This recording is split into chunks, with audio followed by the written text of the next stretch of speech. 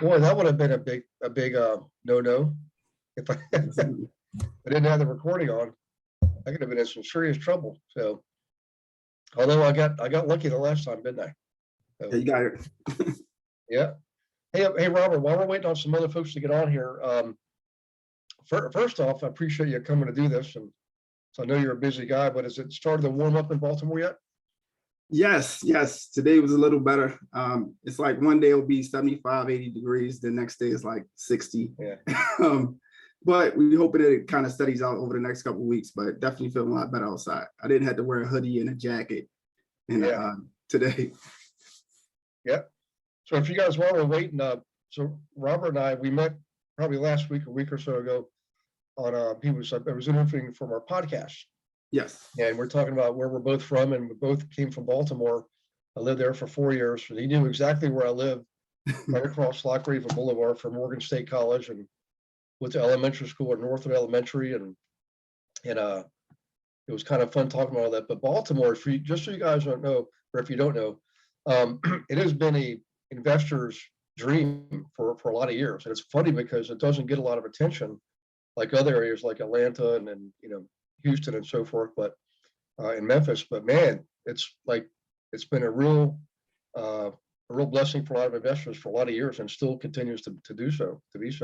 So Absolutely, especially for like rental properties up here. You can still get them pretty cheap, and they get high rents. So if you can buy a property for 70, 80,000 and rent it out for 1,500, $1,600 a month, that's not a bad deal. So yeah, that sounds like a pretty good deal. I mean, nowadays, and that's extremely difficult to duplicate that kind of result. I mean, you're basically talking about 2%, monthly gross rent multiplier. In other words, if you look at 70,000, you look at 1,500. One of my old rules of thumbs was this: I wanted to have my monthly rent be 2% of the purchase price, right? So at 70,000, 2% would be 1,400, right? Now, nowadays, getting 1% is extremely difficult. I mean, it's just unbelievable. And yet there's places like this, like Baltimore around. It's a big city, huge metropolitan area. Probably an hour, a little bit more than an hour from Philly, a little bit more than an hour from DC, Yeah. And that's what's happening a lot over here in Baltimore. DC had a lot of gentrification over there. A lot of the properties are going for over $1 million. So they pretty much renovated all of those areas. So now a lot of those investors are moving down into Baltimore, and they're kind of trying to create the same thing. So That's what's happening. We have investors coming in from Atlanta, all over. A lot of hedge funds that's entering the space as well. Yeah. It was when I was there, it was a different time. It was fun. I mean, we were just kids, but that's when you could play outside at night and catch fireflies and play baseball, and everything was fine. In fact, one of my best memories is on July 20th, 1969. So before I say it, raise your hand if you know what's significant about July 20th, 1969. Oh yeah. So the launch, the spaceship. Yeah. Well, I'm outside in my pajamas catching fireflies and playing hide and seek, and I go in to use the restroom. So right around 11 p.m. I think, and all of our dads were in Vietnam, and our moms would put around this black and white console TV, like the arms kind of interlocked, and some of them were crying. I looked at my mom and said, "Mom, what's the matter?" So I was afraid. See, this is our generation. We were the first generation to watch a war live on TV. We would come home from school and the news, they'd show scenes from Vietnam. I thought it was something like that, but it wasn't. I turned around just in time to see Neil Armstrong step off the ladder of the lunar module and then say those famous words: one small step for man, one giant leap for mankind. Wow. And I'll never forget that. So that's what I was, when I knew I was going to be an astronaut. And I didn't quite make it, but I did get to work on a space shuttle program through NASA, and I got to go into space shuttles, but that was about it. So in any case, all right, let's go ahead and get hopping here, guys. I want you to meet Robert Taylor. Everybody say hi, Robert. Hey, how you guys doing? Yep. Robert, this is the GIA Global Investor Agent Team. We do have a couple of guests on, so typically it's mostly us guys or EXP on a Global Investor Agent Team, but we often do have guests on who are not on the team or not even in EXP, sometimes in different brokerages. But the one thing we have in common is we all either invest or work with investors, you know? Okay. So if you want to, you can go ahead and share your screen if you have anything to show. Sure. And if you have anything to present, go forward, and I can, keep up with the chat box for you and things like that. But it takes a little bit of time sometimes, but this group can be pretty lively and pretty engaged when it comes to Right. questions. And stuff I like that. Yep. I like that. I like questions. It's always good. Yep. So I'm going to share. Yep. Let me know if you see these slides. I can see the share screen starting. I can see the share screen starting. Okay. Hey, Nancy Lou's on. Hey, Nancy. Hey, Nancy Lou's on. Hey, Nancy. Now, where's that echo? I was I gonna don't know say, if that- Gary, you like What's that? You're like famous or something with that echo. Yeah. I wonder, it stopped. Okay, it must, whatever it had was fixed it. So, but there's Robert. Okay. Robert, can you hear me okay?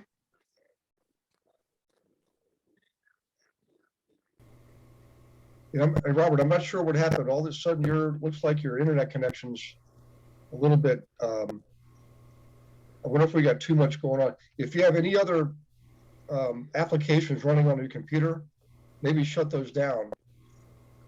And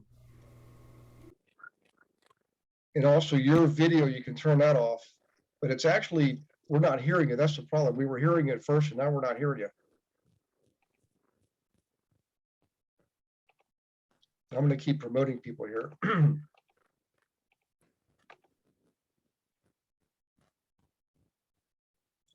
Okay, he might be trying to log back in. Well, the video is okay, guys. If he gets back in and we still have audio problems, I'll have him call it on the phone. We could do it that way, you know? Oh, no, there he is. He just blinked out his video. Hey, Robert, you were fine there. I mean, your everything, the sound, everything was good, but the microphone, it's like your microphone. I'll move to. Might be another- Can you hear me good now? Is this any better? That's now we can hear you. Yep.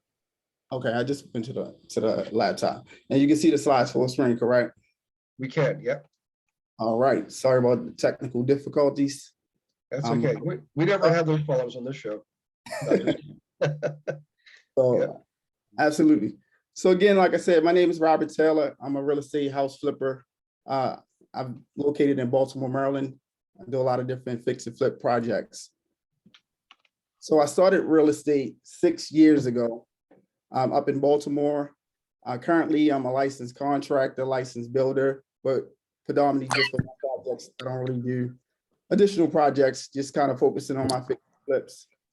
Over the last 6 years, I've flipped over 60 plus homes. Considering my first year, it took me to find my first deal. So really over the last 4.5, 5 years, I've flipped over 60 plus home, purchased about 20 doors and rentals right now, and then kind of looking and doing some new construction projects as well. So this is kind of like some of the pictures of some of my projects here and what I've done in that area. I'll show you guys more of that later on before we get into how you can find deals in any market. You do nice work, man. You know. Thank you. Yep. So just a little backstory on me. I worked in corporate America for 22 years. I actually worked for McDonald's Corporation. When I left the company, I was a deployment manager in charge of like 1,200 stores, Philadelphia, Baltimore, Washington, Eastern Shore. In terms of product rollouts, anything that rolls out in the restaurant, my team was in charge of that. As you guys know, sometimes in corporate America, you have to put in a lot of time. I used to drive 2 hours to work every day back and forwards. I'll probably do 50 hours in the office and then get back home and back on the laptop again, answering emails or answering questions to anything somebody need.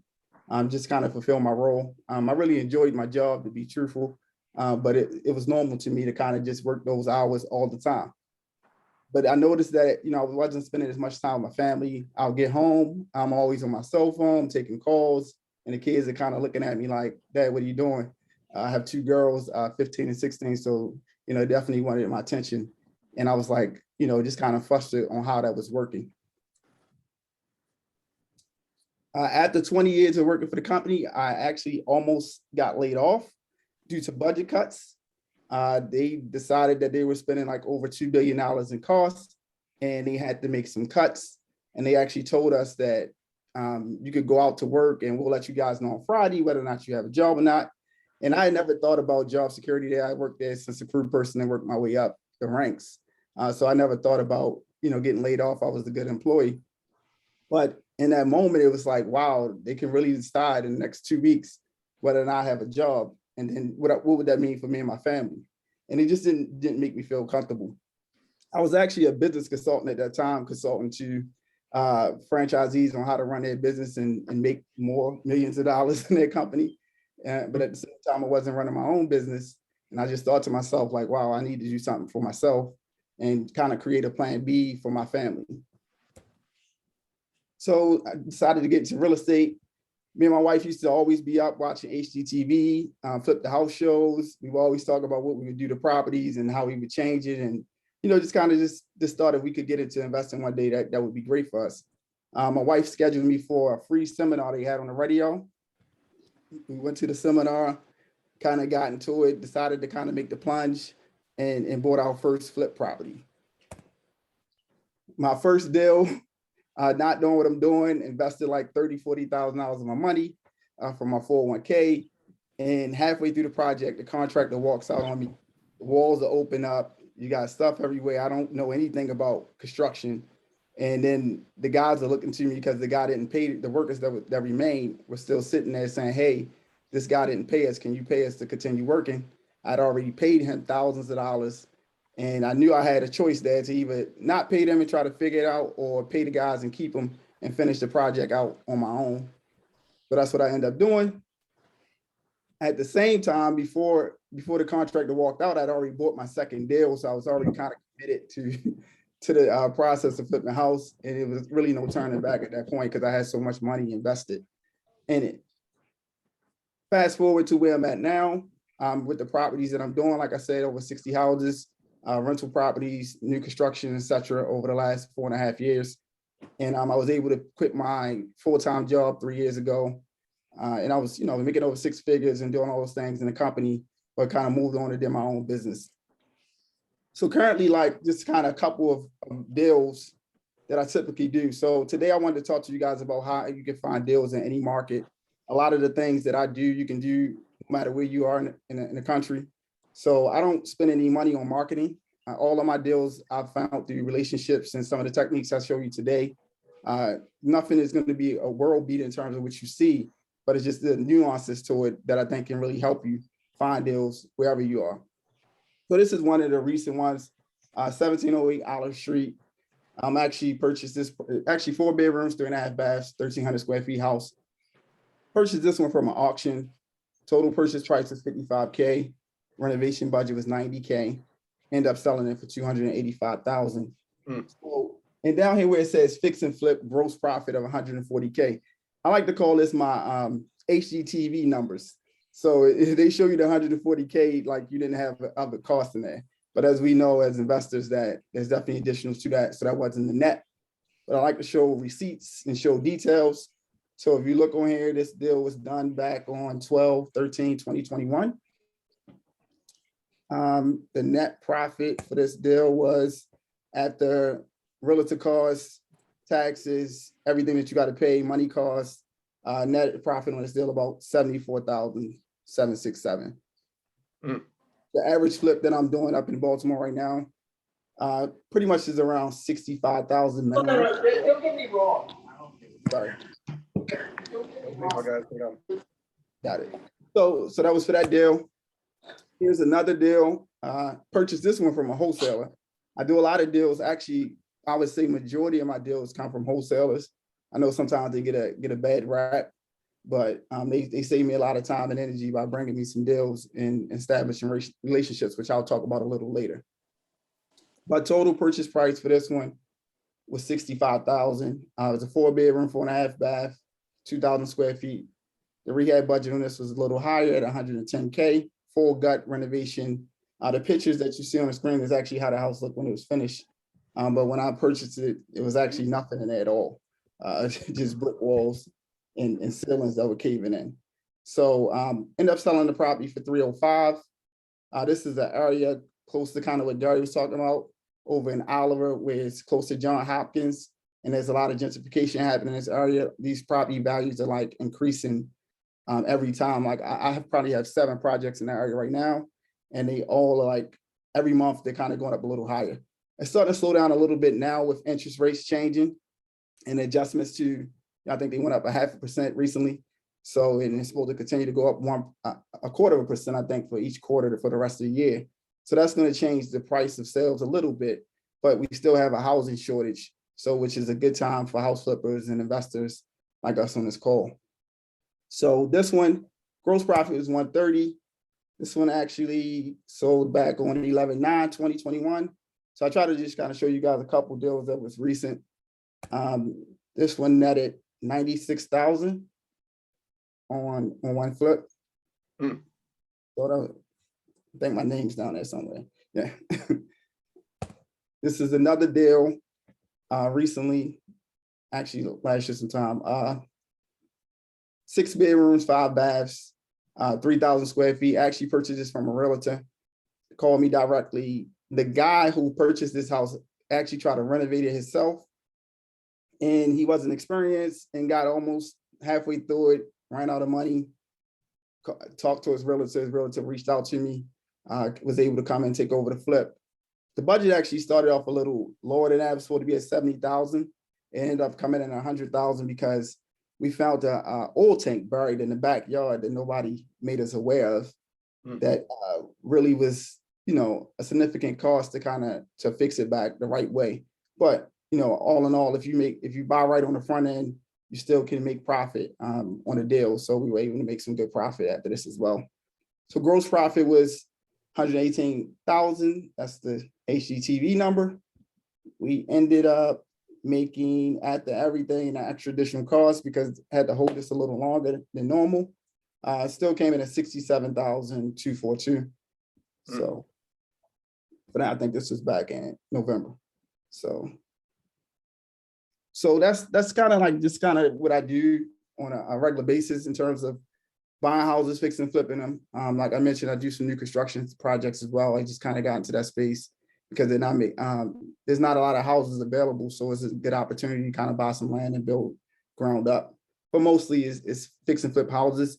I average about 20 to 25 houses a year right now. I typically have 10 to 11 projects going at the same time, all the time. That's between flips, rentals, and new construction. And like I said, I didn't come in this with any real estate background. I worked for McDonald's Corporation, so kind of went from there. So that brings me to kind of the topic for today. I just want to kind of show you some ways that I'm finding deals in the market. Maybe some things that you guys can use to help. It might not be anything that you've never seen before, but I think it's some nuances that you can add a tool to your tool belt and kind of help you guys grab some additional deals out there. So one of my favorite ways to find deals is wholesalers. Wholesalers have access to off-market inventory that's not advertised to the public. This is a great resource that allows you to purchase deals with less competition. Hang on to these cards, don't you? Yes. So you can see every time. Hey, Robert, hang on one second. Hey, guys, there's somebody's not muted. Let me see if I can figure this out. K-Peck, What's Garrett, that? K-Peck. Okay. All right. Okay, keep going, Robert. You're okay. Appreciate it. So a couple things you want to know when you're dealing with wholesalers. The buyer pays all closing costs in most cases. That's typically how they get the deals with the sellers, and they kind of bring that in as a benefit that you will have to pay the closing costs. On normal deals, like if you're buying your personal resident, the seller typically pays these closing costs. But we typically cover that as the buyer. And what the wholesalers do, I know we got some different levels of experience on the call, so I'll just kind of go through this anyway. I know a lot of you guys might know this, but the wholesaler is not personally selling the property, they're selling the interest in the contracts to sell for the property. So you really just buy that interest in the deal. I've done it where I've bought the interest in the deal from an assignment contract. I've also done it where they assigned me the LLC, and I was able to purchase that. But those are a little bit more detailed transactions that you want to make sure you talk it over with your lawyers. Deposits are often non-refundable. So if, I always say never give a deposit directly to a wholesaler. Even if they bag you, always try to give your deposits to the title company. So if something goes wrong or the transaction doesn't go through because it's not a free and clear title, you can get your money back through the title company or settlement agent. They'll ask you for proof of funds. So you typically want to have this ready because they'll say they want a proof of funds for you to be able to see the property or get inside to see the deal. So you can either get that from your lender if you're using a private lender or hard money lender, whatever you're using, or you can use a bank statement if you have the funds available. Wholesalers will want you to use their own settlement office. I always try to advocate to go to my title company because they have my best interest at heart. But sometimes wholesalers don't want to do that. I do buy deals as well where it goes to the title company, but I always make sure in the contract that it says it's going to be a free and clear title. So I don't have to worry about paying liens and back taxes for properties. Right. You will be buying as is with all contents inside in most cases. A lot of these houses, I just bought a house not too long ago. It was a hoarder house. You could barely walk in through the front door. Stuff was everywhere, piled up to the ceiling. And, when you buy them like that from wholesalers, most of the time you're buying it as is. So you got to get rid of all that stuff inside the house. So you want to make sure you add that into your costs when you think about buying these deals. So wholesaler contracts are not assignable. So meaning that you can, if they're signing the contract to you, you can't take that contract and assign it to somebody else with additional fees. Just something to know.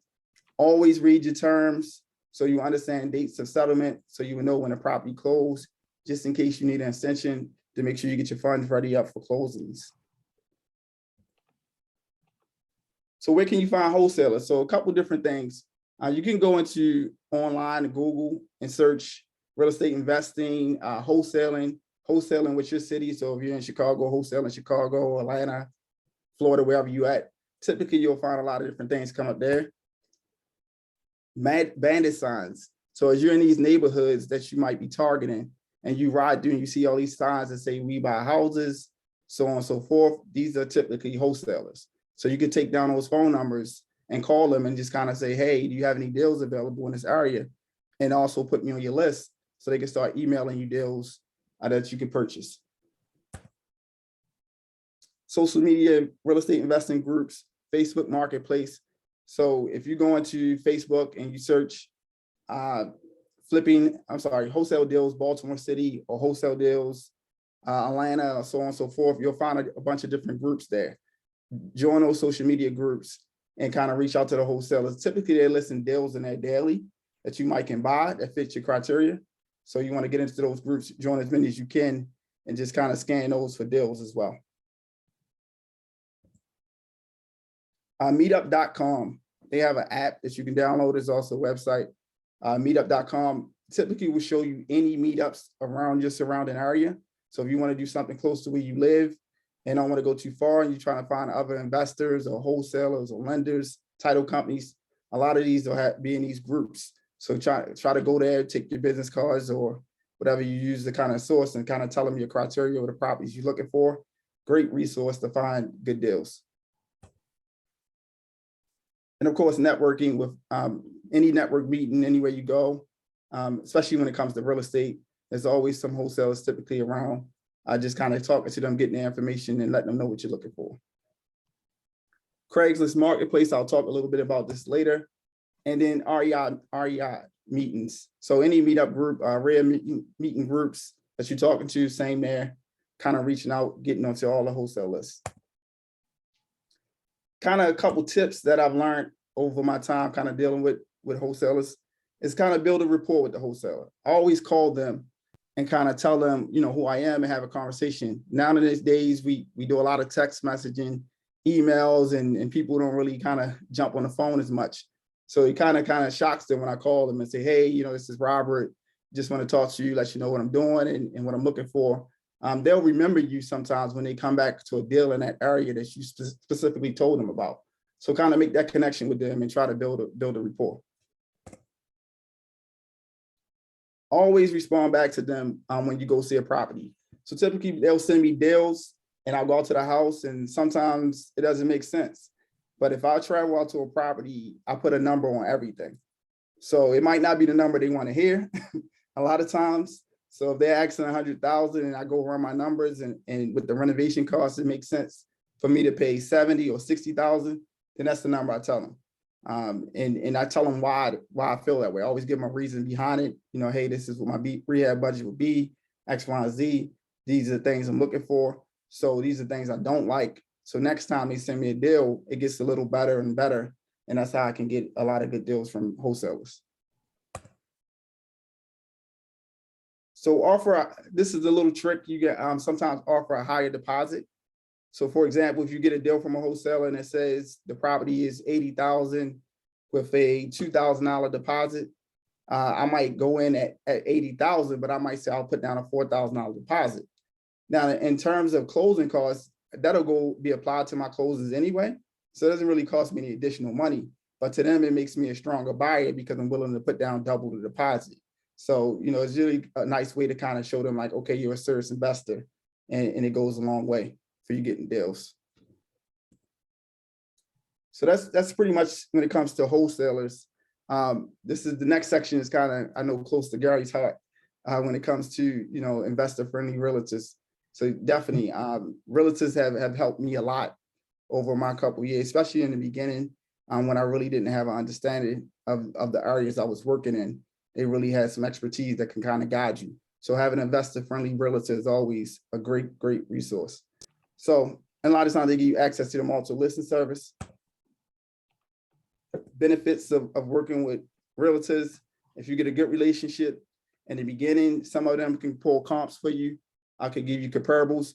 I know there's other ways on Zillow and Redfin and things like that to pull comps, but it's nothing like getting that detailed report of actual sales with a great comparison when you're making your final decision to close on that property. A lot of quick reference when I want to just get comps, I can get it from like Zillow and so on to see what's sold in the area. But before I sign that contract, I always want to get some detailed comps to make sure I'm on the right path. So free representation on purchasing a property. Like I said before, when you purchase a property, typically, if it's not a wholesale deal, the seller's paying a commission to the realtor on your end. So you're actually getting kind of a free service, the way I look at it, with that, even though they're getting paid from the seller. Understanding market trends. So realtors have a lot of information on what's trending, which areas are starting to kind of be on a bubble. One of my success factors with investing in Baltimore is that I typically try to go where I see things happen. I mentioned Johns Hopkins earlier. I started to see some gentrification happening in the area. House prices had started to creep up. I was looking into Johns Hopkins' expansion plan and what they were planning to do, which is typically public record. And it was able to kind of help me start to buy there early. So when it did start to rise, I've already had multiple properties in that area. So it just appreciated in value quick. But a realtor kind of can help guide you in that direction. They can tell you what trends are happening, which markets are hot, which ones you might want to stay away from. So they're definitely a great resource when it comes to that. They can provide you access to properties. So if you're out there, for me to get into these houses, I'm not a realtor. So my agent is who gets me into the properties, take me to go see these properties. And it's about speed. So if you have a good relationship with a realtor and they can get you over there pretty quick and get into that property and see it quick and make a decision, you can possibly get that property, especially when it's a competitive market. So like it has been over the last couple of years. So you want to make sure you try to get a good relationship with them on that part. Understanding of complex transactions like short sales, foreclosures. There's a lot of details in this. If you're not an expert in these areas, realtors have a lot of information. They can help point you in the right direction, get you connected with the right people to guide you through those transactions as well. So you want to make sure you establish those relationships on that front. And then give you access to their network.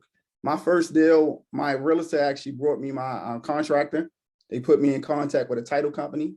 You know, they try to refer me to a lender. I didn't even end up going with that lender, but they know inspectors and so on and so forth. They have a lot of relationships by being in the real estate space. So if you're starting out, or you've already been out, or you're going into a new market and you're not familiar, getting a really good relationship with a realtor in that market can actually connect you to everybody you need to talk to. So definitely you want to do that part. So quickly, realtors, a couple places you can find them. Of course, Gary is probably a great resource for investor-friendly realtors. You know, reaching out to him, I'm sure he can find you somebody great. Realtors.com, these are other sites that kind of, you might see people that has the properties on there, so on and so forth. Signs on properties in your desired area. So if you're riding through the neighborhood and you see a sign, and a lot of times you can reach out to those realtors because they already work in that area, and they can give you some good help with getting properties. Craigslist Marketplace, and then I mentioned earlier, REI meetups are the same. You can find realtors there as well.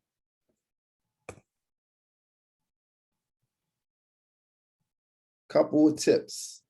So you want to incentivize your realtor by giving them the back end listing. So one of the things when I meet realtors, I tell them, I say, hey, if you bring me a deal on the front end, typically on the front end, the purchase price is going to be kind of low.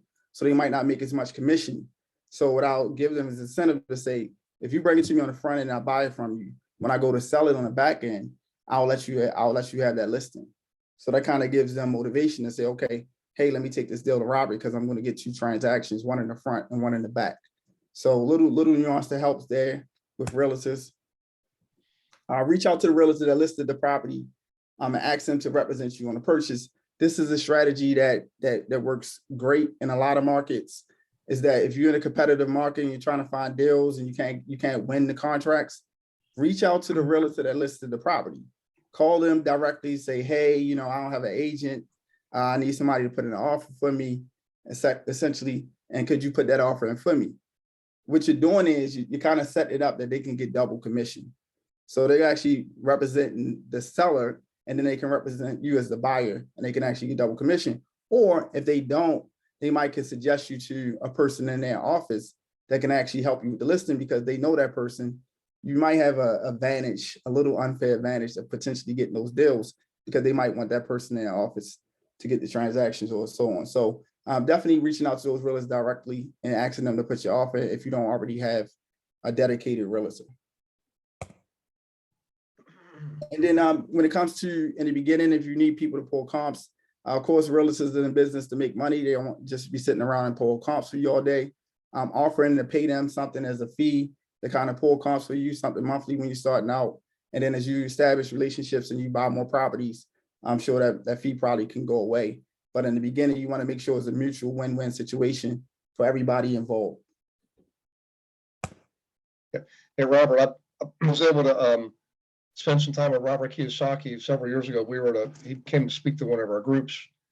And one of the things he told me was he, like a lot of good investors, really learned to utilize agents like us who were trained and versed to work with them. And he said he would sometimes even cut them in like up to 20% instead of just getting the usual 6%, you know? So absolutely. Yep.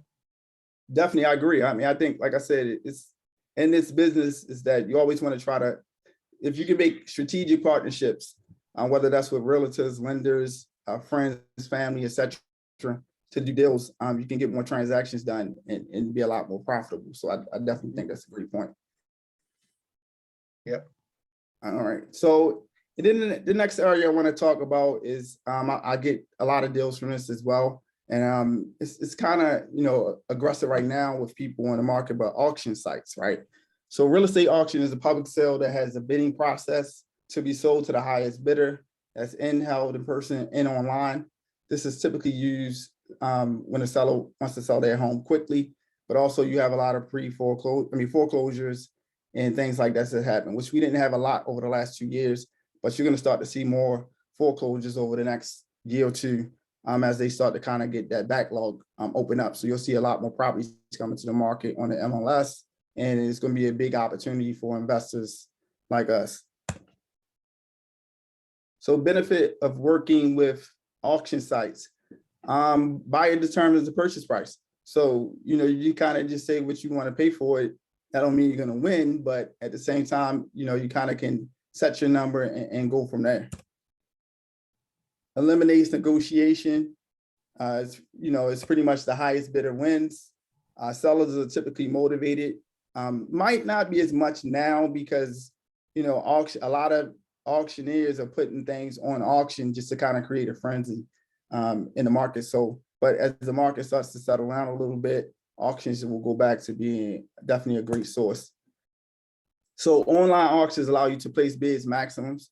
So you can actually place the bid and set it at a maximum bid. So you don't have to sit there at the computer all night and wait for someone else to bid.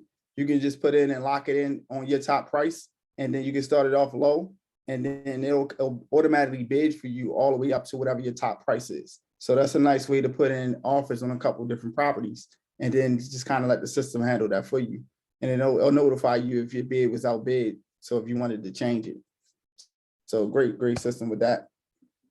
Level playing field, especially for a new investor. When I first started out, it was very difficult to win deals. I was getting outbidded by the big guys. And, it still happens sometimes now, but, it kind of levels the playing field because you don't know who you're bidding against. You're just kind of out there putting in your price. And I've seen in-person auctions where some guys that do a lot of deals, they'll show up and they'll start bidding and everybody will just stop because they're afraid that person might just outbid them all the way up to a number that they can't afford.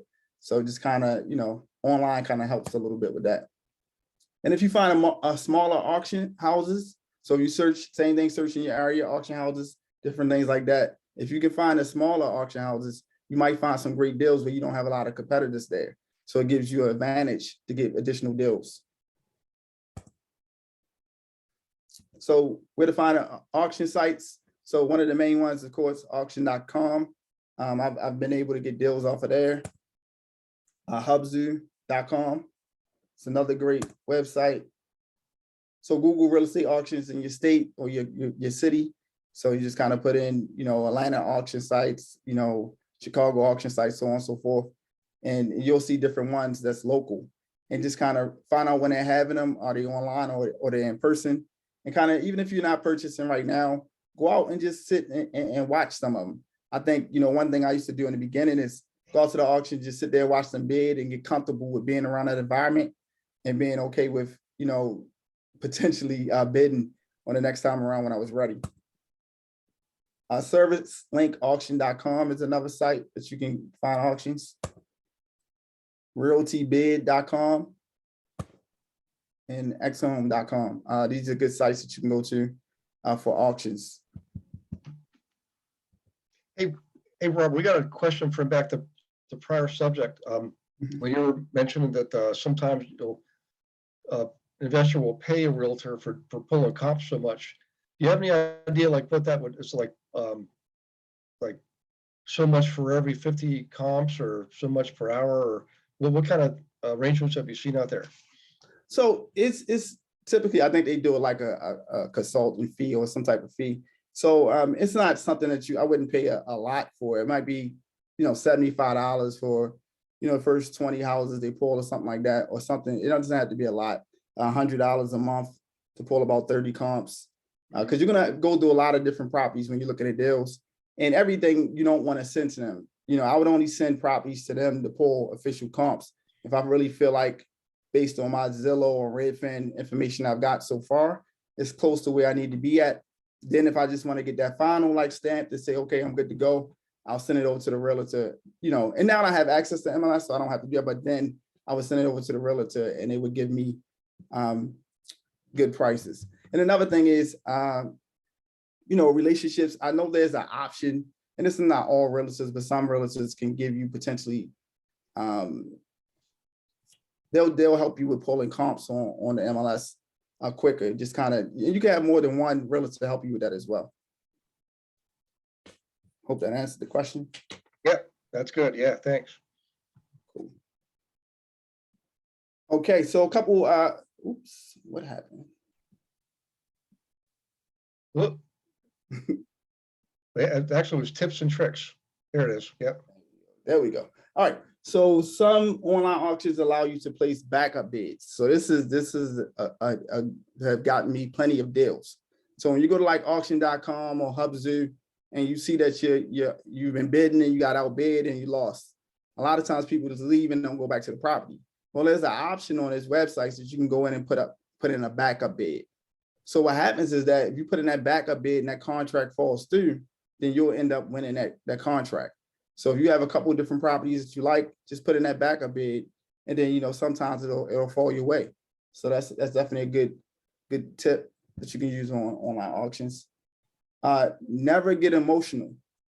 So these auctions are intended to create a frenzy and get everybody emotional and overpay. If you're competitive like I am, I'm sure you can get there and somebody's outbidding you and you just kind of want to show them that you want to win. And then next thing you know, you look back and you didn't purchase a property and paid $10,000, $15,000, $20,000 too much for it. So you want to take the emotions out of it, set a number going in, and that's your number, and be able to walk away. A lot of times people will say, oh, my number's 80,000 or 100,000. And then they get to the auction and feel emotional, and then, they're paying extra money for it. So just kind of don't get emotional, keep the emotions out of it, set the number. If you don't get that one, there's always another deal. So just move on from there.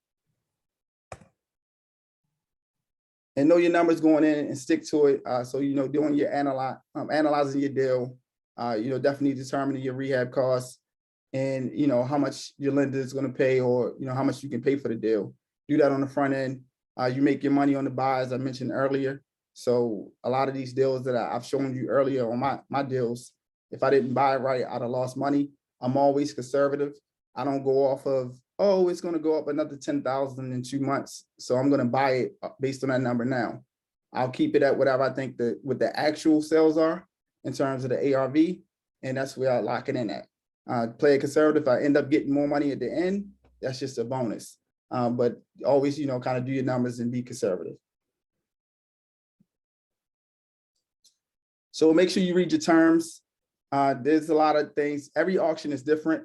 And I really want you guys to know that part, because some auctions you can go to and it will require you to pay all the liens on the property.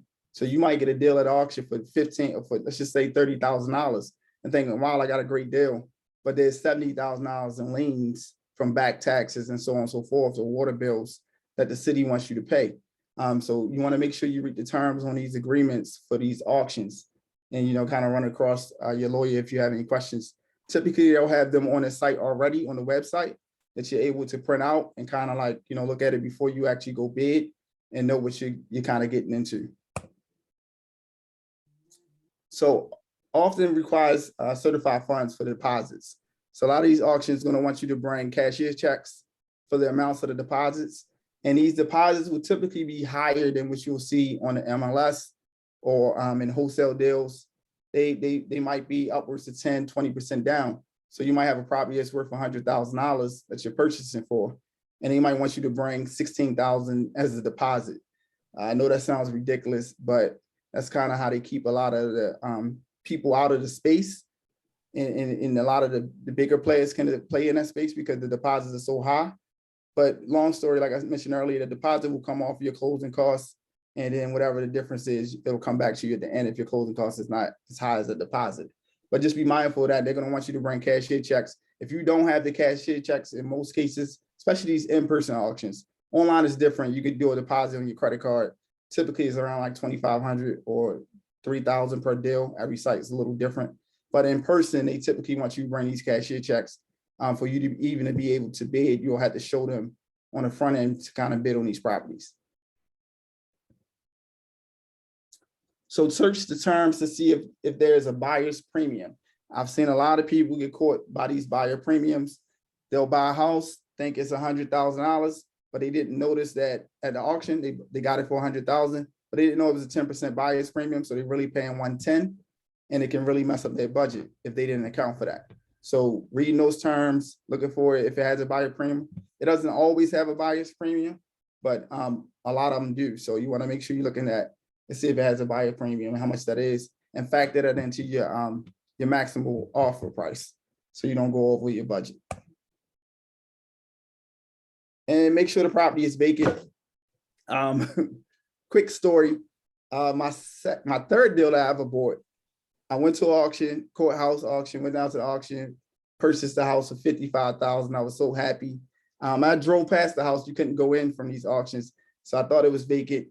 I went to auction. I drive. I'm calling my wife like, I just won this auction. I'm heading directly to the house. I go to the house to try to get in, and I go to grab the door, and somebody opens the door. So it was a squatter. Well, really, he left his family. He let him stay there for years, not paying any bills. And the house got foreclosed on, and needless to say, he was staying there. So long story short, I ended up having to go to court. It took me months to get him out. He actually ended up setting the house on fire. That's a whole nother story. It took time for me to get out. Just a lesson learned, just to make sure the property is vacant before you purchase the property at an auction. And do your due diligence. Make sure liens and taxes, water bills. A lot of these items are public knowledge. You can search like the taxes on a property on your state website. You can also pull up and visit your title company. Should be able to check to see if there's liens. That's why it's important to have good relationship with title companies that can you can give them a property address and they can check it for you. And then I think water bills you can pull up from the state websites too, or the city websites to tell you what the water bills are, if there's any back bills there. And the last one, most auctions are as is with no warranty. So a lot of times, those properties are as is. Your deposit might be in some cases non-refundable. I think a lot at the auction. So definitely be careful that you're doing your analysis on the front end so you don't get caught on some bad deals. And financial contingency usually not offered, so you can't exit because you're unable to fund deals. You will lose your deposit. So my last area, real quick, in terms of like a space that I use that helps me get a lot of deals is social media. Social media is a great place to post about your real estate journey and things like that. And can also draw additional deals there. So ways to use social media. So you can find deals posted daily. I mentioned it earlier, like Facebook. It's also some different groups on there that you can join for that. Learn what investors are buying. So this is a nice way for you to kind of follow some investors in your area that are doing deals already. See where they're buying at. I don't believe in recreating the wheel. If you see something that's working for somebody else, copy it and move forward. So you kind of can stalk them a little bit and see like where they buying their houses at and which areas. And then most likely if they're over there, it's probably a good area, and just kind of doing your research from there. So following investors in your areas and follow up. I mentioned joining the groups earlier. Post that you are looking for deals in target zip codes. So in those Facebook groups, you go in there, you make a post. Hey, I'm looking for deals in Indianapolis or wherever the case may be. Can you help me with that? I'm looking for the deals in this zip code. So a lot of times they target by the zip code. So let them know what zip code you're looking for. Create credibility. So as you start to do investments and posting some pictures and stuff, I'm not a really big social media person. Trying to do a little better, but for those that's into it, I know a lot of friends that's investors. They get a lot of deals that comes from social media because of showing their deals, showing what they're doing on their projects. Or if you don't have a deal yet and you're just starting out, just kind of talking about your journey of where you at and what you're doing and what you're learning as you move forward, and kind of letting people know that you're looking for deals. Run targeted ads. So if you have a budget, if you got some money you can put out there for budget, you can like run some targeted ads on Facebook, Instagram. I don't really run any ads, but I know a lot of people that do it and get some good results. So same thing, you want to search the websites, Instagram, Facebook, Twitter, LinkedIn, Craigslist. These are some good social media sites. LinkedIn is actually really good for lenders, private lenders, or finding people to do investments with you. If you got a good profile and kind of connecting with people there, you can find some really good lenders that kind of lend for your deals. So, have all wholesalers add you to the buyers list. You mentioned that earlier. And then the bonus marketplace. So I don't know if you're looking on it now, but you should go to Facebook Marketplace, eBay's Marketplace, and just go to the real estate section and search houses. You'll find deals on there for sale. And a lot of people don't go there to find those. So you can actually go in there and buy deals directly from a lot of homeowners and stuff like that. So wholesalers sometimes post there. but you can go to those marketplaces and get some really good deals. I purchase deals from there, and sometimes it's really good deals because nobody was on that area. So Facebook, Craigslist, eBay, LinkedIn, and Craigslist. So those are the main ways that I find deals. Of course, there's a lot of deals. I know a lot of people that do a lot of text blasts and off marketing and things like that. Those things work and they're great too. I never really had to get into it. It's really been a relationship-based business, making connections. A lot of wholesalers or relatives will call me directly now because they know if I say yes, I'm going to buy. And that's kind of helped me continue to kind of keep my pipeline full with deals. And that's it. Okay. Hey, yeah, I want to lead off with one. I used to live in Baltimore, and my oldest sister moved up to Timonium, and then we moved down to Columbia. So when you're flipping, Robert, Baltimore is obviously the city, but the surrounding metropolitan area, how far out do you go, or will you go for flips? Yeah. So for me, pretty much Baltimore City, Baltimore County. I do stuff. Well, when it comes to new construction, I'll do that in Baltimore County.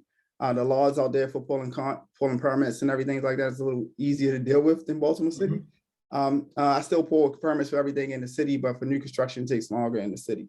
So if I'll buy anywhere in Maryland, if the deal makes sense, I don't typically like to go into the lower level ARVs. In Baltimore, you can have some situations where a fixed up house can sell for 100,000 or 150,000. Those tend to be a little bit rougher neighborhoods. I typically try to focus on the medium home price, whatever zip code I'm focused on. So I look at the medium home price. So from Baltimore County, for example, it's like 280,000 is the medium home price. I think Baltimore City is hovering around about 200,000 now. So those typically are where my ARVs kind of fall. And then I'll probably typically go up to 500,000 on my high end for ARVs. Because once you get to like this in Baltimore, once you get to 600, 700, 800,000, your pool of buyers is smaller. And I like to focus where I got the most buyers at so I can move my properties quick. Yeah, you know what? That was one of our old tried and true, I should call it like a standard, is you always want to study and find out where the most houses, what price range are the most houses trading at. Because if you stay in that price range, you're almost certain to always make money. I know it's tempting to flip the big luxury homes, but that's more risk and fewer and further between. But if you stick with the bread and butter places, you can do that all day long. And that market stays very stable too, Absolutely. So that's why I just kind of, so if you're looking at a different state, if it doesn't work where you live and you're looking at a different market, go look at the medium home price. I think it's a website called citydata.com. You can go on there and it'll tell you like how the jobs are doing, and tell you performances. It'll show you the medium house prices for each area. And that's a good way to get some background research. So citydata.com has good information there. Okay. And then Lisa Edward has a question about how do you determine if you're going to fix and flip something or keep it for a rental? I know to me there's two different motives, two different sets of measurements and everything, So. Yeah, I think on the front, so for me, any of my rental properties, I fully gut renovate them because I want to make sure I don't have any repairs that I got to deal with immediately. So I typically like to buy the property full gut, new plumbing, electrical, HVAC, roof, so on and so forth. So I know that property is kind of locked in for the next 5-6 years without major repairs that have to be done. That's going to kick into my cash flow. So that's kind of my model. Everybody does it different, but so the numbers kind of can pan out the same from a flip to a rental property. It really goes back to, for the rental, is the rents. How much am I going to get on my rents, right? Is it going to make sense? A lot of times I'm doing the BRRRR strategy on my rental property. So I'm buy, renovate, rent it out, and then going to refinance and then hold it over a long period. So that's how I do a lot of them there. So the numbers still got to pan out for the bank, meaning that your all-in number of 70% of the ARV. So if I'm buying a house that's going to be worth 200,000 when it's fixed up, 70% will put me at 140,000, my all-in number with my purchase and renovation costs. So just kind of stand under that umbrella. So when I go do my refi at 75%, I can get out of the deal without any money out my pocket. So most of my rentals, I end up with no money in the deal, but it's cash flow and good money. In Baltimore, I also look at here, I won't take on a rental that it doesn't cash flow at least $500 to $600 a month. Now, I know that's not normal in a lot of places, but here it makes a lot of sense because if I'm all in at 100,000, the mortgage on that is probably about 900. And then I'm probably renting about 1,500, and then property management, because I don't manage any of my properties because I'm too nice of a guy. I couldn't put anybody out their house. So, so speaking with my wife, I was like, you know what? I think I'll get at the property manager. They'll take care of that part. So the property manager costs come out and I'll net about 500. Lately, I've been doing more rental properties with more than one unit because I didn't like the fact that sometimes you get one property, one rental, the person moves out, that turnover cost is taken away from your cash flow. So I'll get a multi-unit, 2-unit, 3-unit, 4-unit. So one of the units can typically pay for the property if the other unit is vacant, if that makes sense. But yeah, so the numbers are pretty much the same. You can use the 70% rule for flips and also rentals. It's just more so, is it an area? One other thing I look at, if the cash flow is, if I can make in a flip the money for the cash flow for 10 years, at least 10 years, then I'll take it. So for example, if the cash flow annually is $6,000 and I know over 10 years, that's $6,000 a year, over 10 years would be $60,000. If I can flip it now and make over 60,000, then I'll take the 60,000. Now, if it's less, then I'll probably keep it. Yeah.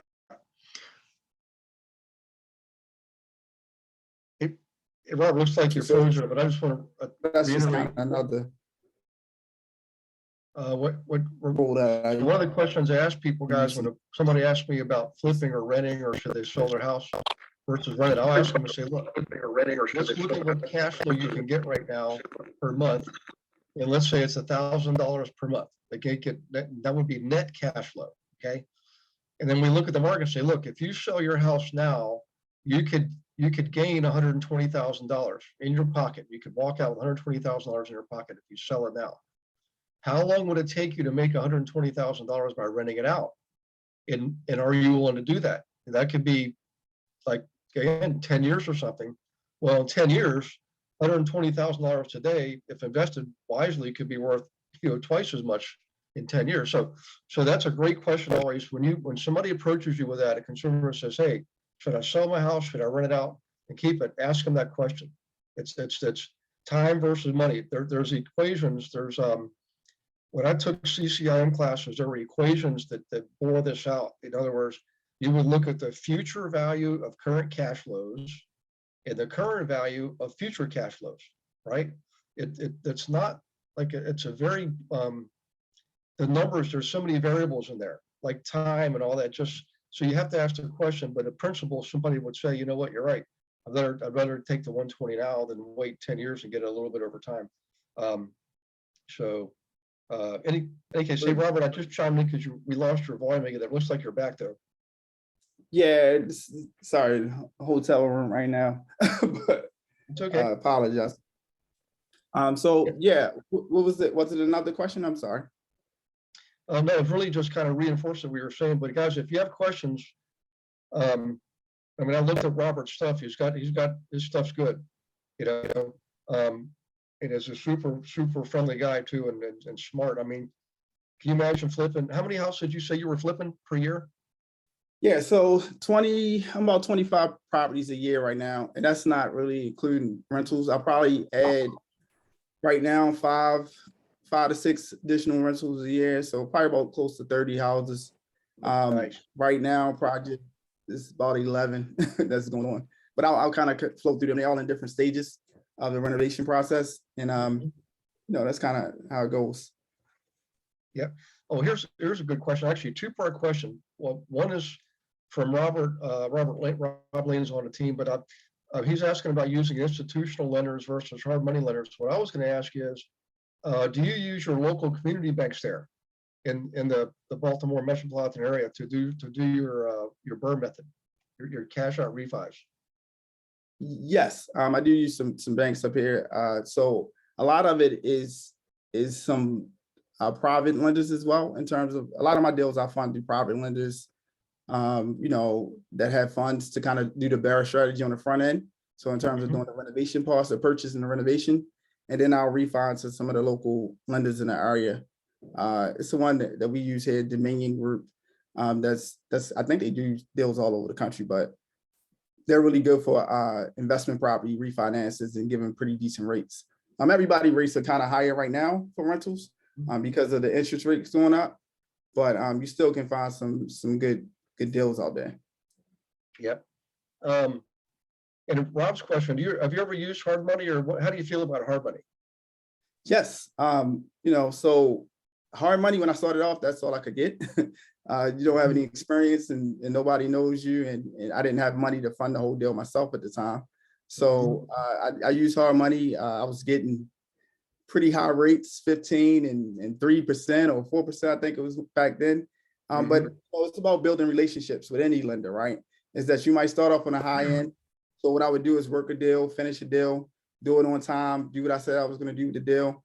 I'll go back and negotiate a little lower rate, come down a little bit, maybe lose a point, maybe lose 1% on the overall number, and just kind of worked it down till I got really, really good terms with lenders. And then once you kind of build that track record, it's a lot easier to get the money for the deals because they know what you deliver. So right now, I typically don't have to bring any money to the table to do a deal, to be honest. So, but that didn't start off like that. It definitely came over time. But, I've also leveraged, different relationships in the beginning with friends and family to kind of help out with those things and do some deals and also get them a part of it. I'm going to pay the interest out to somebody else. So why not let some of my friends and family get a piece of some deals and give them some of that money. So yeah, I use hard money. I use banks. I use private lenders, much the gamut. Yeah.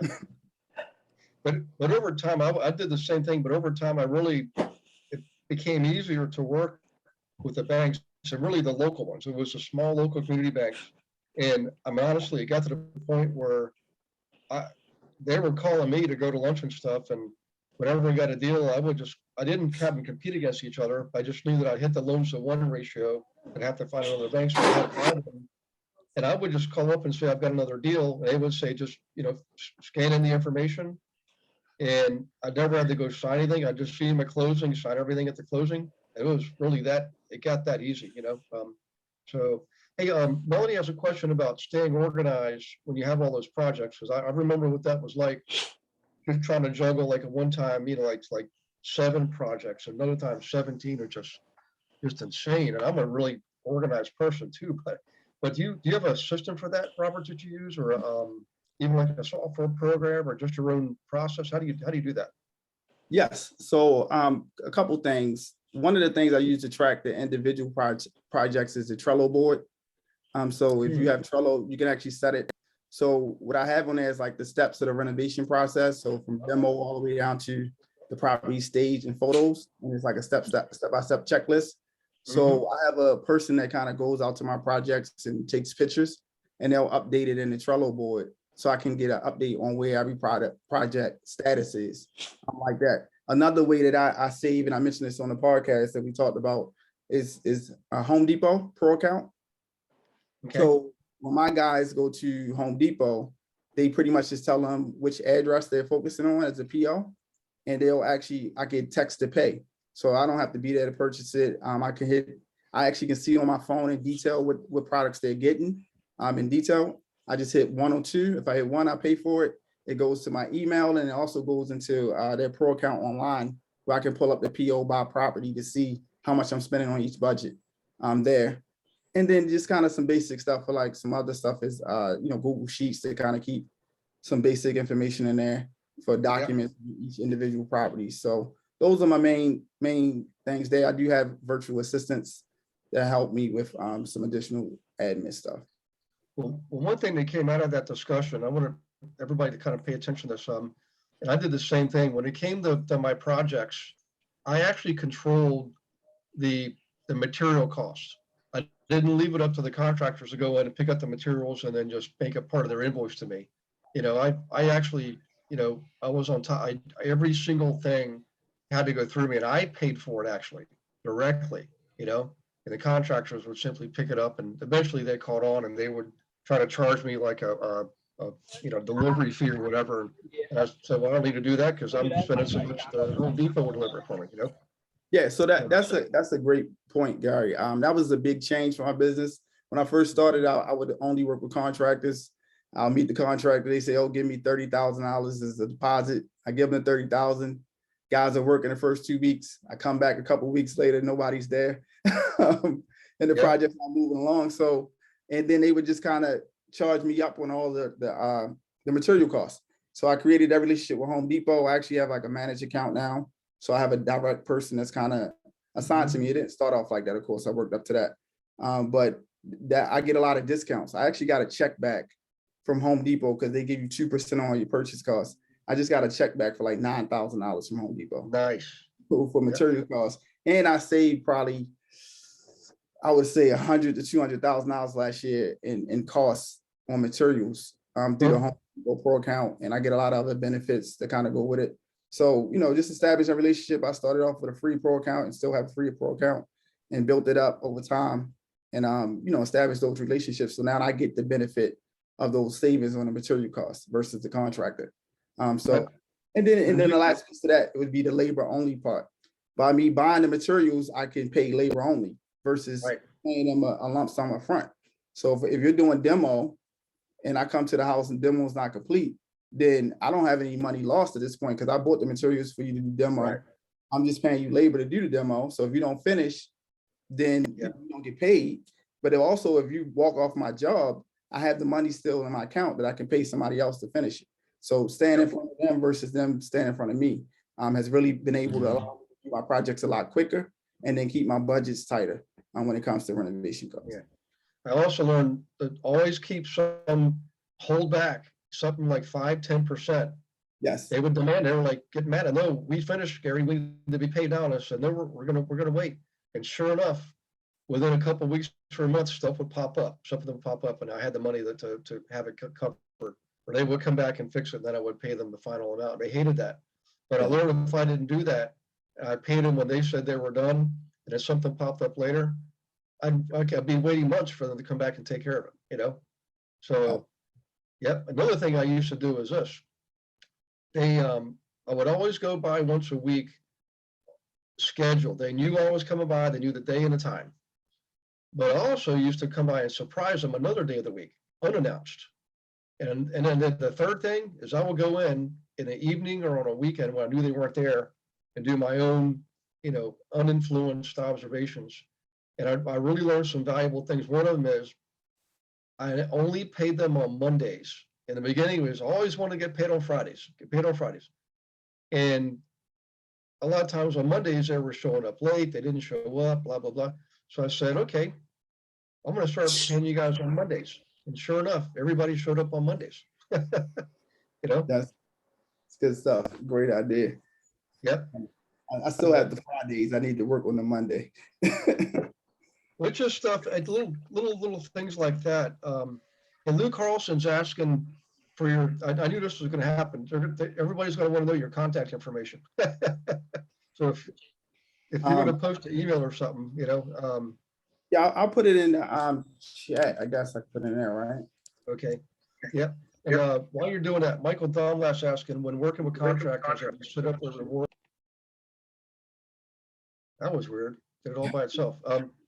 Any case, working with contractors, if you set up a reward penalty contract based on time of completion.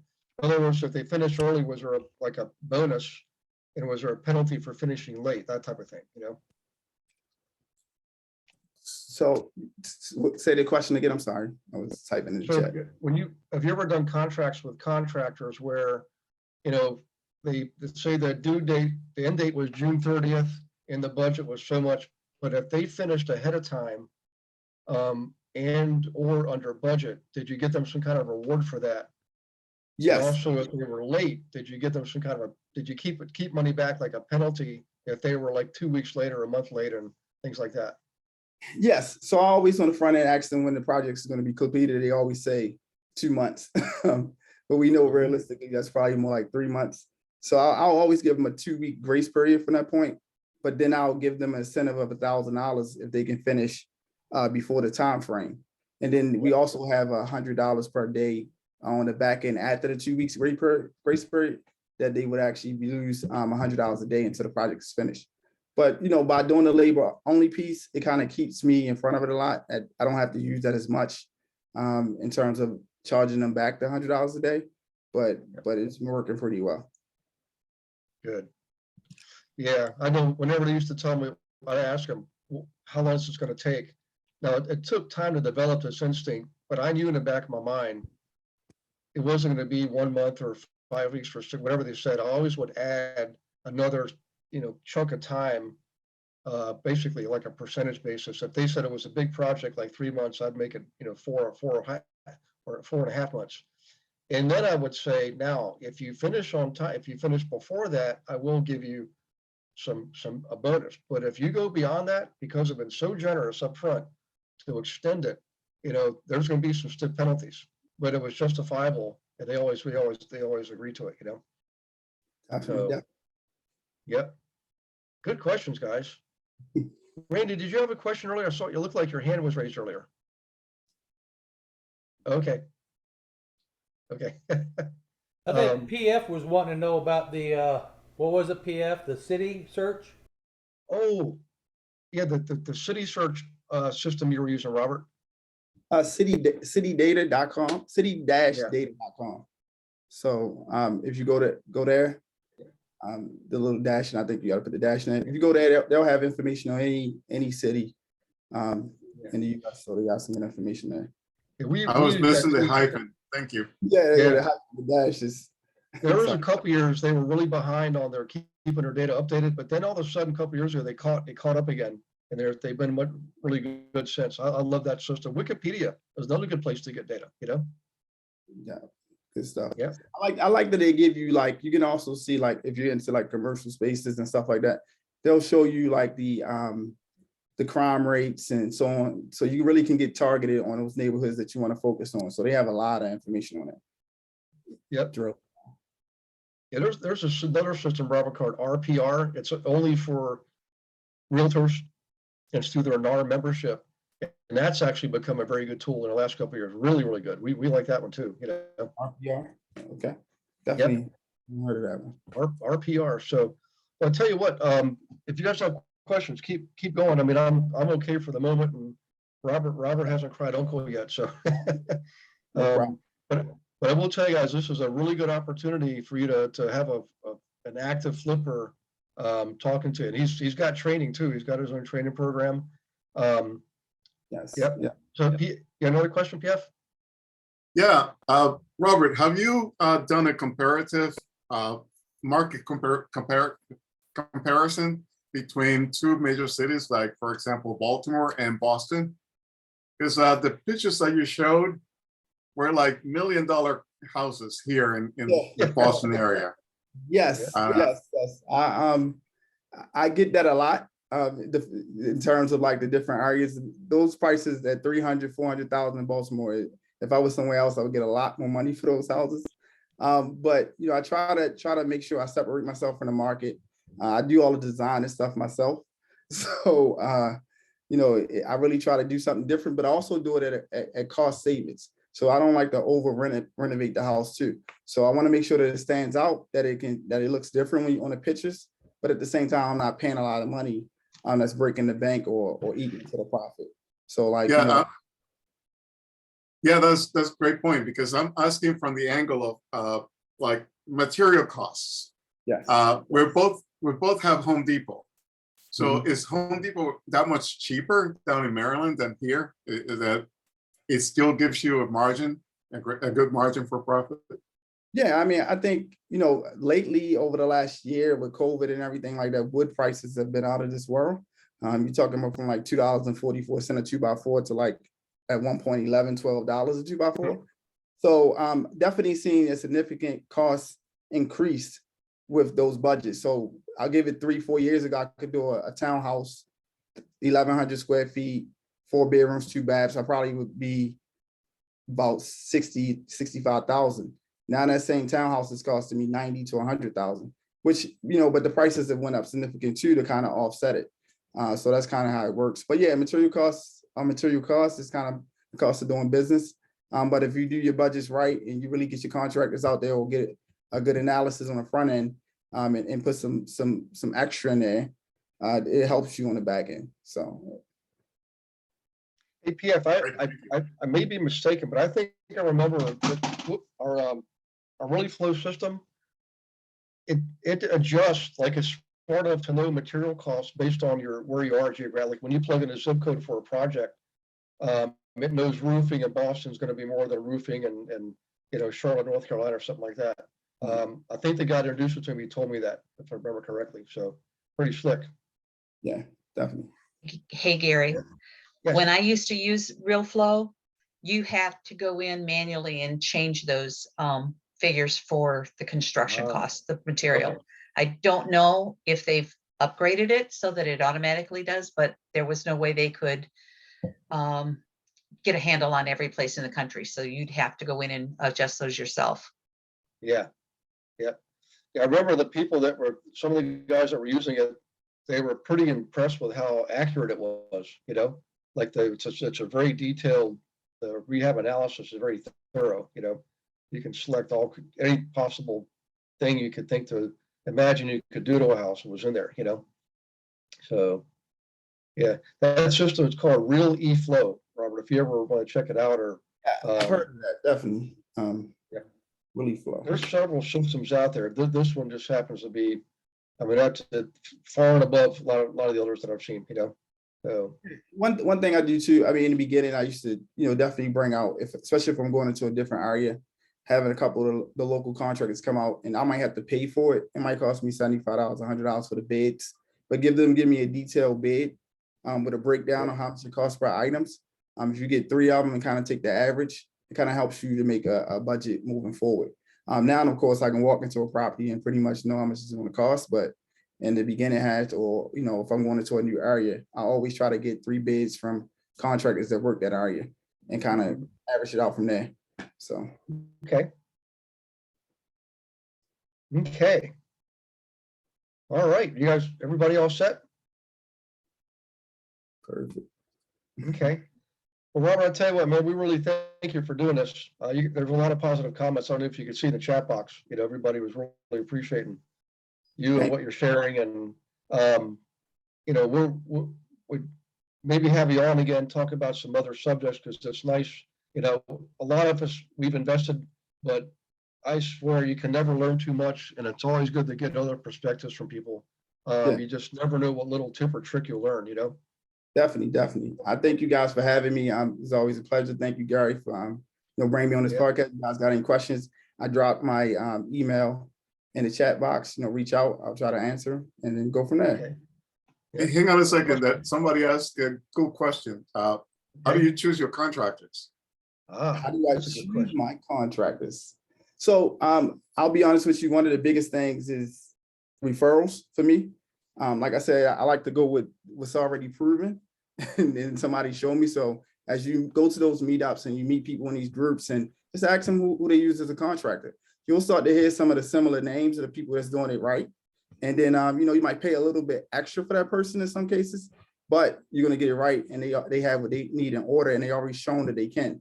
And then go visit their properties, go out to their houses, walk the property with them and kind of see what kind of work they do and talk, and then ask for some references that you can reach out to and call and say, hey, how's this working with this guy? You know, what kind of feedback you have, or women, I'm sorry. What kind of feedback you have, and go from there. So those are the things I would do. And that's the things I do. So I'm sorry. Okay. Cool.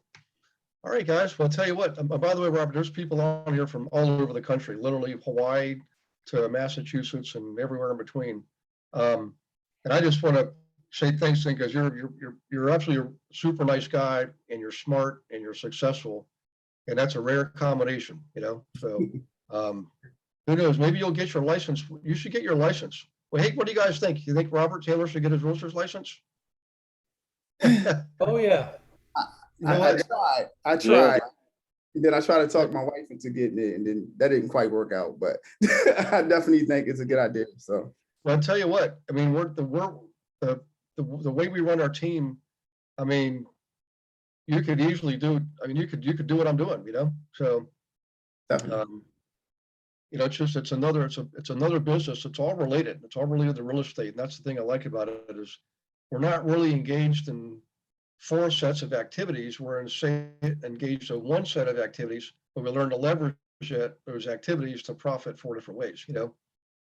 Absolutely. Yeah. Well, definitely, just one last thing, Gary, if you don't mind. Yep. If you guys are interested in learning how to flip houses, I do have a real estate course where I go into that in detail. You can set up a free strategy session on www.reiplaymakers.com. And pretty much you'll get on the call, kind of see what your goals are for flipping and go from there. I can tell you more about it. So thank you guys so much. And Gary, thank you again for having me on here. So I'm typing it. It's reiplaymakers.com. Yep. Okay. That's it. All right, there you go.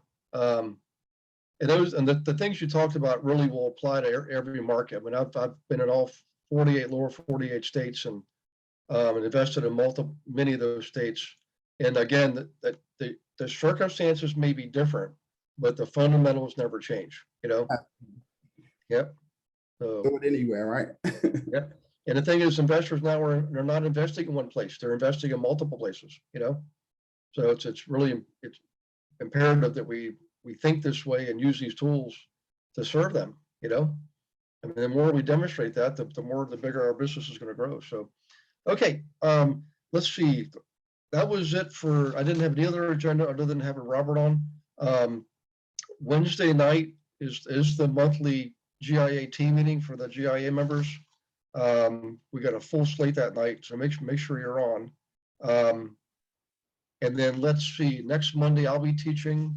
We're going to talk about potential, possibly, and it should happen, is using Facebook for new construction campaign.